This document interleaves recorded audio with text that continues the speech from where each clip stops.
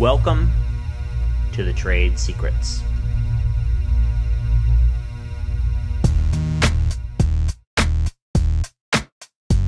Intellectual property is one of these issues that touches everybody. This series is designed to help bring light to what this law is and how it works.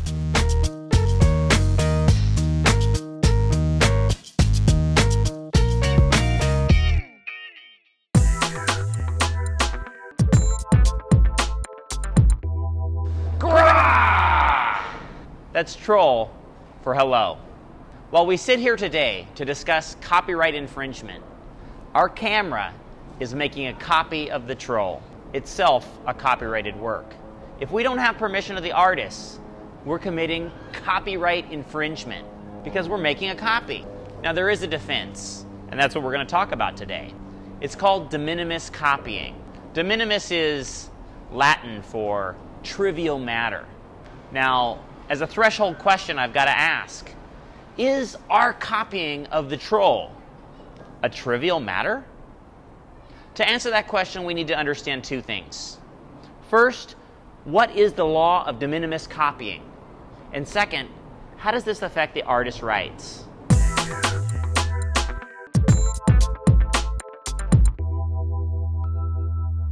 The question of de minimis copying itself is somewhat ironic. When is copying not copying? I swear, only lawyers could come up with this stuff. Let's look at an example of how this works. Remember the movie Seven with Brad Pitt and Morgan Freeman? Well, about 1 hour and 18 minutes into the movie, some photographic transparencies show up in the background. The photographer who took those pictures sued New Line Cinema for copyright infringement. Said, "You made a copy of my pictures in your movie."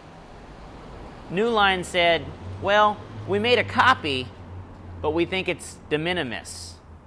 They argued it was only in the shot for about 35 seconds. They were partially obscured, somewhat out of focus, never a primary part of the movie or the shot, and an average lay observer would not be able to identify the photographer's pictures from that scene. The court found it was de minimis and okay. Another example is the movie What Women Want with Mel Gibson. In that movie, there's a scene with Mel Gibson and a pinball machine. The pinball machine is in the background. The copyright owner of the pinball machine sued the movie company. Said, "You made a copy of my copyrighted work without my permission." Like in Seven, the movie company said, "Yes, your copyrighted work is in our movie, but the use is de minimis." The court looked at it and they said, the Silver Slugger was out of focus, never a primary shot, not mentioned by the characters in the movie. Importantly, the court said, an average lay observer would only recognize this as a generic pinball machine and not as the specific work of art related to the Silver Slugger. And so it was de minimis use. The de minimis argument does not work all the time. In the sitcom Rock, a copyrighted quilt was shown in the background. The quilt in this case appeared in the shot for about 30 seconds. The artist of the quilt sued for copyright infringement. The defendant said, "Hey, this is de minimis." The court disagreed. The court found the quilt was displayed in its entirety in the background of this shot. It showed up for 36 seconds, and the art was recognizable, the characters in the art were recognizable, and the artistic style of the artist himself was recognizable by even a lay observer, and therefore it was not de minimis use. In summary, de minimis use really seems to come down to a few factors. Is the background art in focus, in frame? How much of it is there?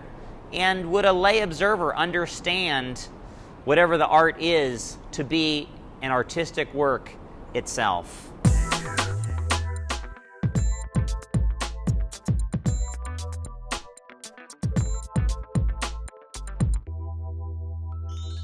For more information about this series, visit us at thetradesecretsofintellectualproperty.com.